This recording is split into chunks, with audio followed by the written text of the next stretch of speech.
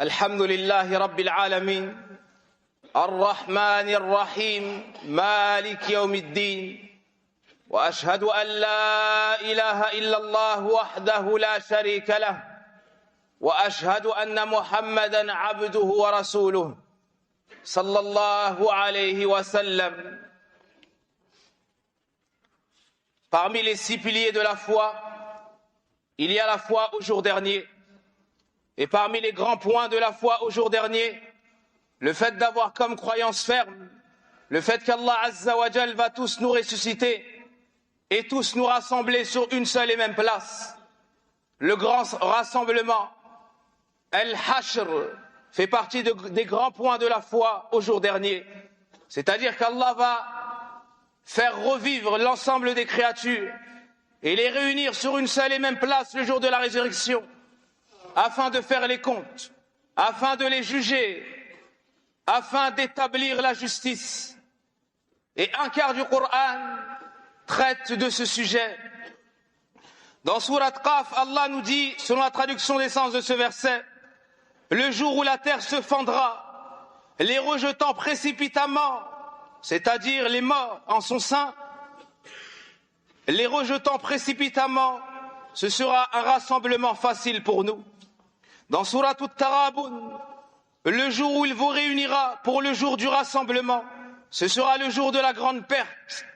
Dans Surat Al-Waqi'ah, en vérité, les premiers et les derniers seront réunis pour le rendez-vous d'un jour connu. Dans Suratu et dans le Bukhari Muslim, le prophète sallallahu alayhi wa sallam nous dit, certes Allah rassemblera les premiers et les derniers sur une seule et même place. Ils entendront celui qui les appellera. Ils entendront celui qui les appellera et leur regard se dirigera vers lui.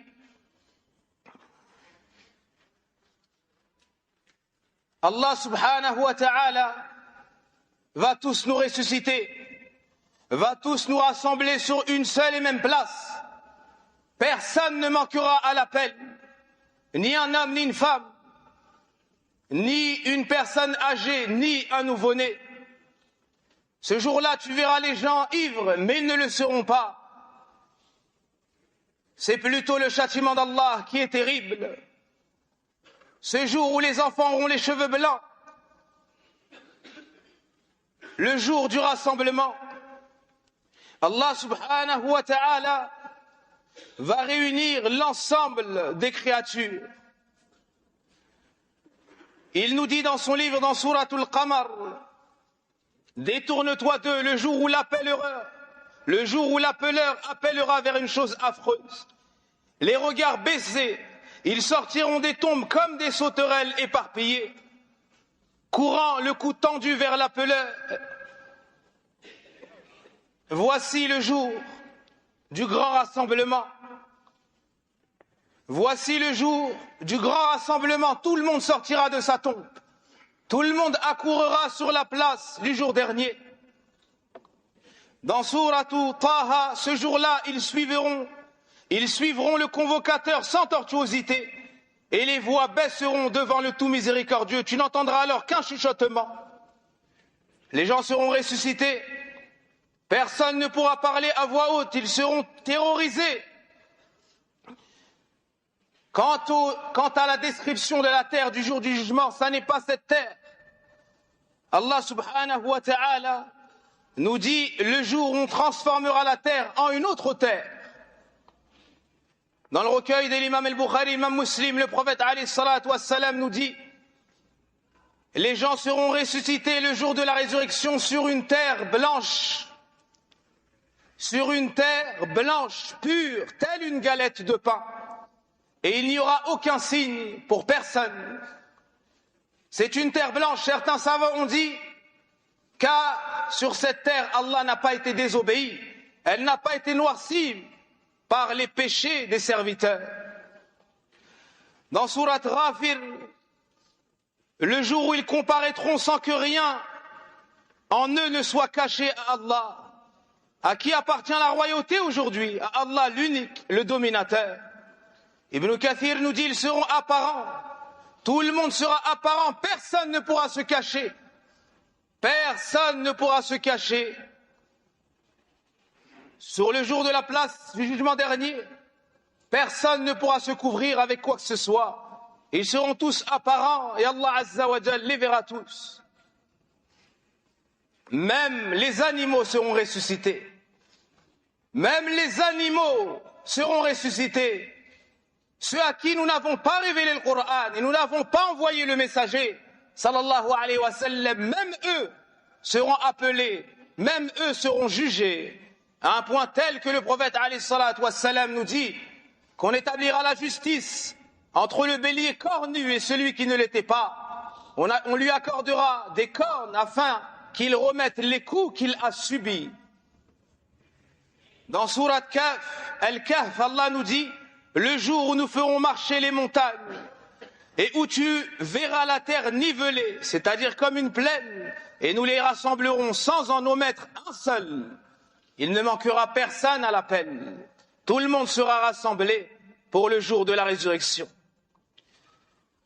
Dans Sourate Maryam, Allah nous dit: le jour où nous rassemblerons les pieux sur des montures et en grande pompe auprès du tout miséricordieux. Il nous dit également le jour où les fauves seront ressuscités.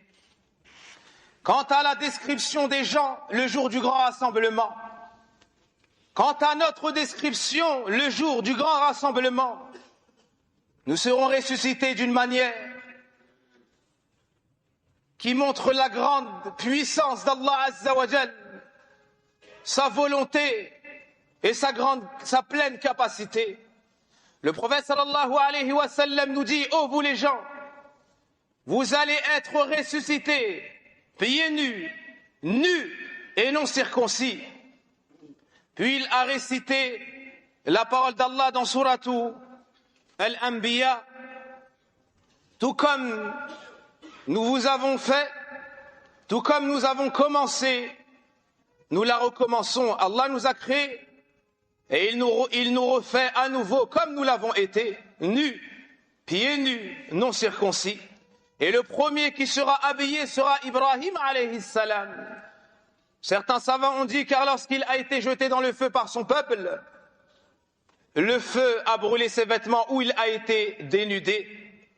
Le prophète sallallahu alayhi wa sallam nous dit que les gens seront ressuscités de 3 manières différentes, dans 3 catégories différentes. La première, ceux qui sont ressuscités et marcheront à pied. La deuxième, ceux qui sont ressuscités et seront sur des montures. La troisième, écoutez bien la puissance d'Allah Azza wa Jal, ceux qui sont ressuscités sur leur visage. Alors un compagnon a dit au messager d'Allah: mais comment pourront-ils marcher sur leur visage? Le prophète sallallahu alayhi wa sallam a répondu: celui qui a été capable de les faire marcher sur leurs pieds dans ce bas monde est pleinement capable de les faire avancer sur le visage dans l'au-delà. Alors ils essayeront d'éviter les épines et d'éviter toute chose nuisible. Les gens seront ressuscités par paire, par groupe, les gens pieux avec les gens pieux, les pervers avec les pervers, les égarés avec les égarés. Allah subhanahu wa ta'ala nous dit dans le Coran, dans Sourate Maryam, le jour où les gens pieux sont ressuscités vers le tout miséricordieux et que les pervers seront conduits au feu de l'enfer. Allah subhanahu wa ta'ala nous dit également: ressusciter ceux qui étaient injustes et ceux qui leur ressemblent, ainsi que ceux qu'ils adoraient.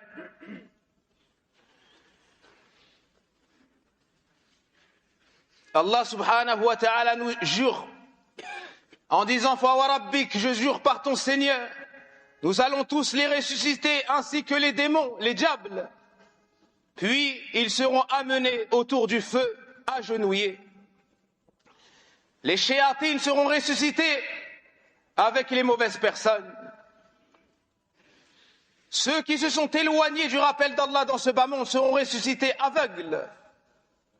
Ils seront ressuscités aveugles, comme nous le dit Allah subhanahu wa ta'ala dans le Coran. Et quiconque se détourne de mon rappel mènera certes une vie pleine de gêne. Et le jour de la résurrection, nous l'amènerons aveugle au rassemblement. Il dira, ô mon Seigneur, pourquoi m'as-tu amené aveugle alors qu'auparavant je voyais? Il lui dira, de même que nos signes t'étaient venus et que tu les as oubliés, aujourd'hui tu es oublié, c'est-à-dire délaissé. Parmi ceux qui seront ressuscités d'une forme très avilie, il y a les commerçants qui ne craignent pas Allah, ceux qui vendent et achètent sans se soucier du regard d'Allah, ceux qui achètent de l'illicite, revendent de l'illicite, ceux qui jurent par Allah en mentant pour écouler leurs marchandises, ceux qui trahissent le dépôt.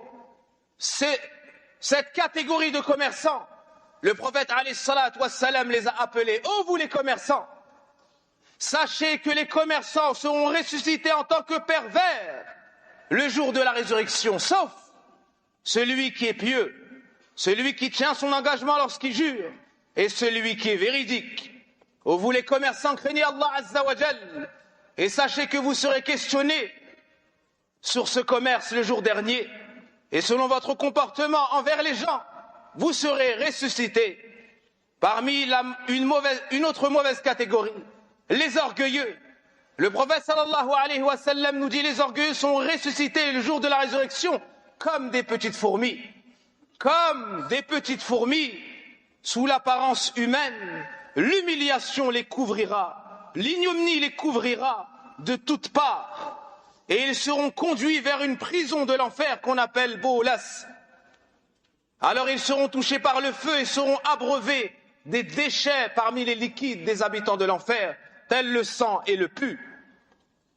Il y a également les criminels. Allah Azza wa Jal nous les décrit en disant, tu verras les criminels enchaînés les uns aux autres.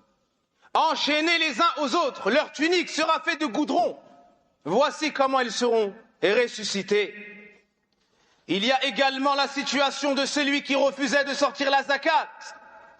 Ô toi qui Allah a accordé l'argent, ô toi qui Allah a accordé des biens, si tu ne sors pas la zakat, écoute ce hadith. Écoute ce hadith. Le prophète sallallahu alayhi wa sallam nous dit, il n'y a pas de personne détenant de l'or et de l'argent et qui ne s'acquitte pas de leurs droits, c'est-à-dire la zakat, sans qu'on lui prépare le jour de la résurrection des plaques de métal. Des plaques de métal. Le métal pour lequel il ne payait pas la zakat, certains ont dit, il sera chauffé dans le feu de l'enfer et on placera cela sur ses côtes. On placera cela sur ses côtes, son front et son dos.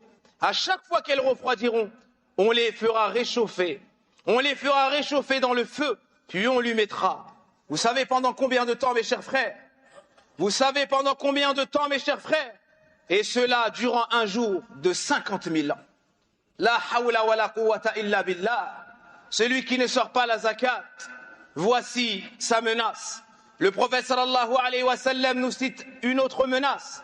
Il nous dit que celui qui ne sort pas la zakat le jour de la résurrection, Allah Azza wa Jal lui enverra un serpent.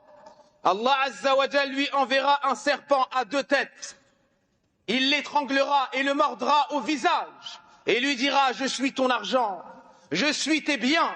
Voici le résultat de ne pas sortir la zakat. Parmi les gens de la résurrection, il y a ceux qui tendaient la main et demandaient de l'argent alors qu'ils n'étaient pas dans le besoin. Allah dit, ils seront ressuscités sans peau, sans viande sur le visage. Ainsi nous dit le prophète alayhi salatu wassalam.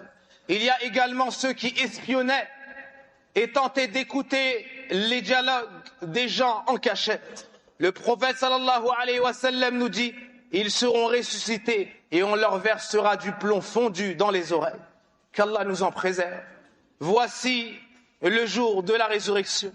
Voici le jour du grand rassemblement. Il nous faut à tous nous préparer pour ce jour, car ce bas monde est une terre de passage.